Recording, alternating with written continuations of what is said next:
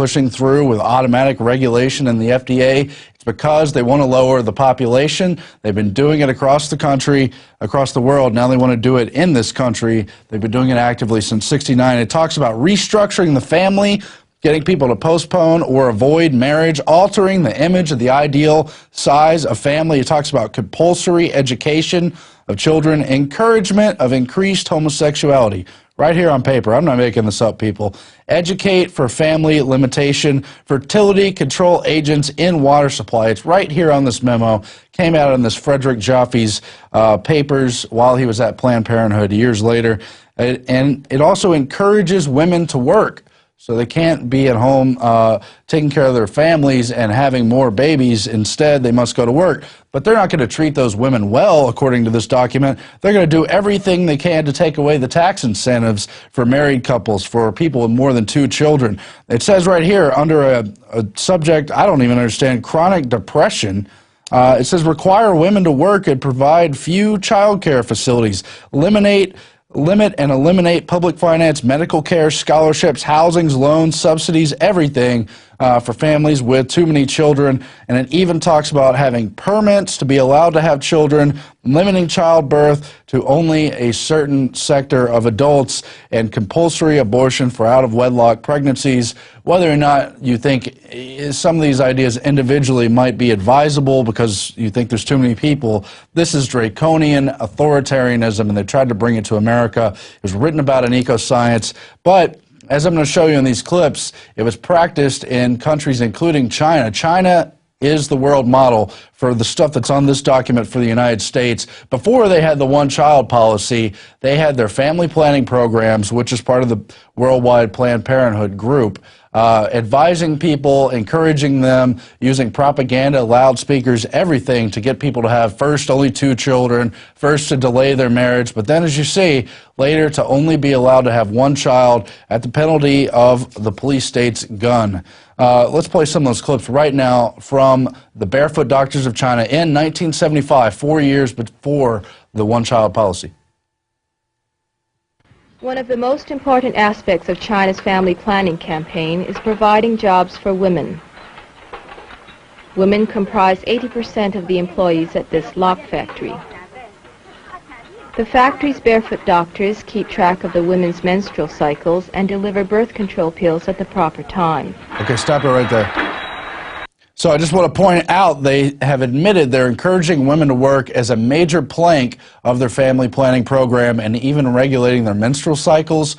We think this is okay. No, it's a scientific takeover of humanity. They are restricting the natural birth cycle of humans. Whether or not you think there's too many people or whatever, I don't think we want an authoritarian scientific dictatorship in charge. Let's go on with the clips, please. The government encourages late marriages and small families. There it is from this document. Postpone or avoid marriage. Alter the image of the ideal family size. Keep going, please. Parents should have only 2 children, with a recommended spacing of 4 years. And these are short clips. We have longer ones posted on INFOWARS, including in the article I wrote over the weekend, China, slave state where the family is outlawed and the rich breed in secret. That's right, in the one-child state, the rich are having test tube babies 8 at a time in this particular case. But the bigger point here is that you've got this Planned Parenthood mechanism and the Rockefeller Foundation-funded Population Council producing these propaganda videos and encouraging these publications where they're trying to brainwash the population into having fewer children and for the state to dictate how many children you could have. That's the key. The state is who decides what kind of family you should have. And that's why this is so alarming, especially when it comes to putting fertility control agents in the water supply and hormonally changing people, including encouraging homosexuality. I mean, it's just nightmarish what this government and their related NGOs and the United Nations foundations like UNESCO think they can do to us. I know Alex has covered this in depth. I don't want to get too much into it, but this is a shocking document, and you will find it at INFOWARS.com. We covered it in depth there. Now, when we come back from break, we have that exclusive interview with Colonel Craig Roberts. It's going to be dynamite, but first we want to play a short clip from him in the film A Noble Lie on the Oklahoma City bombing of 1995. This is a powerful film. I've seen it for myself. I was blown away. I cannot recommend it enough. We have it here at INFOWARS, but we've been selling out because people are so interested in this topic right now. So get it and share it with other people, then buy more copies to support the filmmakers. Again, that's at INFOWARS.com. Let's go to that clip of Colonel Craig Roberts right now. Day 1, hour 2 of the bombing, the most significant event that happened is when they said they found other bombs in the building. The second most significant event was when they moved everybody back and held them back. There were still people alive trapped in the building, but they came in with 2 trucks and backed them up to the Murrah building, and a bunch of these guys dressed in blue jackets with no letters on the back started taking boxes of files out and putting them on this truck. And it was during this time that early in the investigation that I started receiving some various phone calls. One of them was a phone call from Little Rock, Arkansas. The guy said that he was a federal agent. He was not an FBI agent. He was not ATF. But what he did say was during their investigation of the Clintons, on all the drug running that went through Mena, Arkansas, and Lassiter's Ranch and all of that stuff that was going on at the time during Iran-Contra, that those records, when Clinton went to Washington, were transferred from there to the Murrah building. Of course, the other Achilles heel is the videotapes of the building itself from the different surveillance cameras that no one's seen. If McVeigh was Lee Harvey McVeigh all by himself, the lone nut with the truck, then why don't they show us the videotapes of the truck? Show us the videotapes of him getting out. Or was there more than him in the truck? And that's just a short clip, folks. I mean, this whole Oklahoma City thing is not only an inside job, it is a conspiracy. It's cold-blooded murder. It's just unbelievable. You got to see the section they have on Terrence Yakey.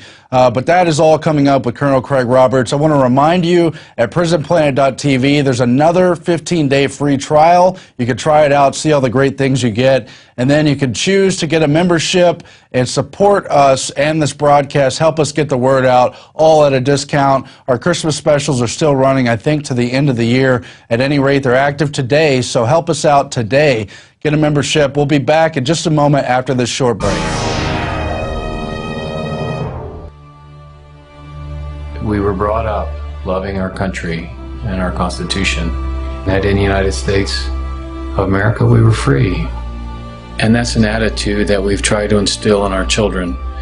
I met my wife while in the Air Force. I was a combat pilot in Vietnam. I served in Desert Storm as a commander. When I graduated from the academy, I took the oath of office. And as a commander, I administered that oath to many people. Now I wonder about the understanding people have of our Constitution, and I think about our candidates for President of the United States. It's interesting to see the support Ron Paul gets from the military. And if we think back to the code of conduct and people raising their right hand that they were going to support and defend the Constitution of the United States, why would those same people support in great numbers Ron Paul? I think it's because they know that he supports the Constitution of the United States. It doesn't mean you have to go to war to do it. It means you have to understand what the Constitution is and be a supporter inside of your own country, whether you're in the military or not, of that Constitution, and make the United States strong. And Ron Paul does that. That's his feeling, that's his thrust. And that's why if you look at the percentages that support him in the military, it's huge. Why is that? Because they've raised their right hands and they're putting their lives on the line for us here in the United States. And they know that Ron Paul does the same.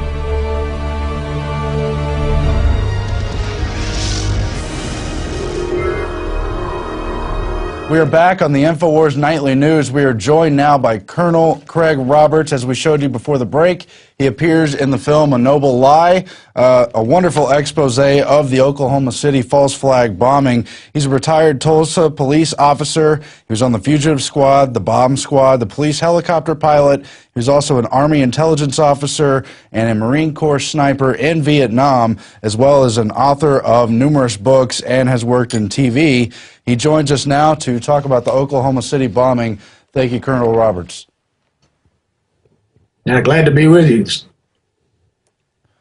Now, for those who haven't seen the film, give us an overview of what this film covers, and as we talked about before this interview began, how there's so much more to the story than they could even put in this 2-hour documentary. Well, yeah, it's, you know, I spent 8 years on the case myself, 6 months while I was still a police officer, and then after I retired, I continued working on the case because there was just so much more out there that didn't come before the public. The media wouldn't bring it up, wouldn't touch it with a stick.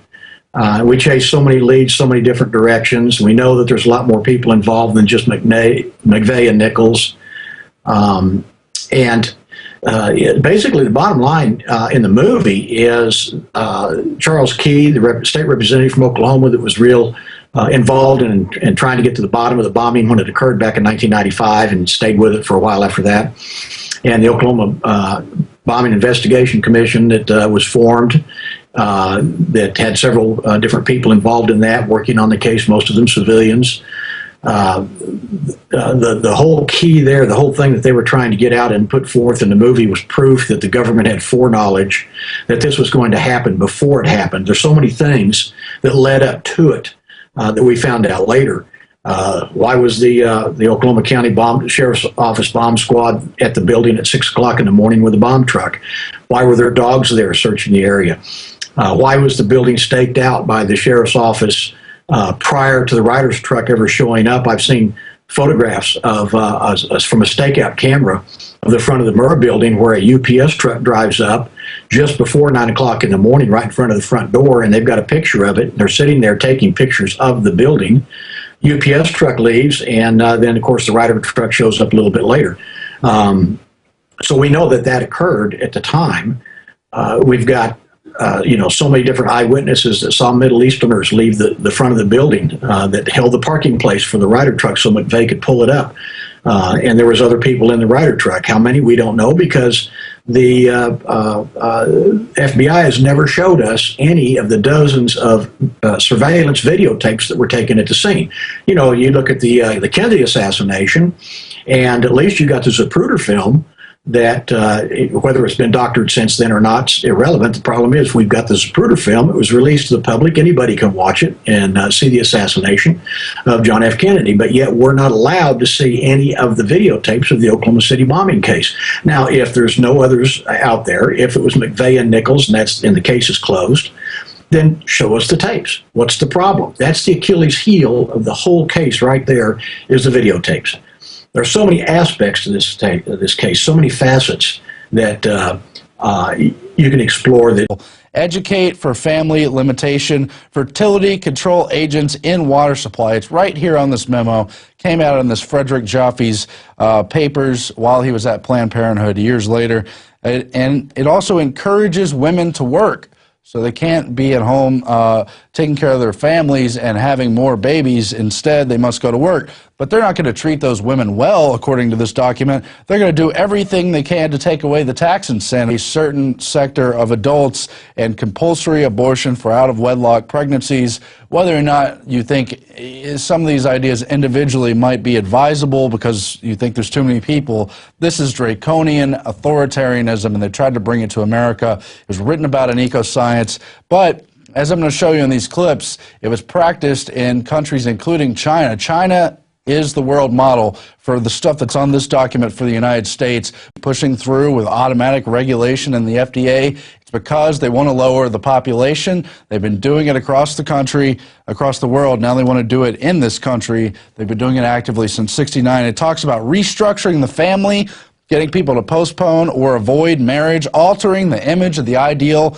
size of family. It talks about compulsory education of children, encouragement of increased homosexuality.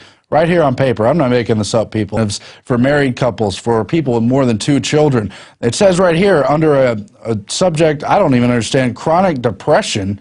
It says require women to work and provide few child care facilities, limit and eliminate public finance, medical care, scholarships, housings, loans, subsidies, everything for families with too many children. And it even talks about having permits to be allowed to have children, limiting childbirth to only, before they had the one-child policy, they had their family planning programs, which is part of the worldwide Planned Parenthood group.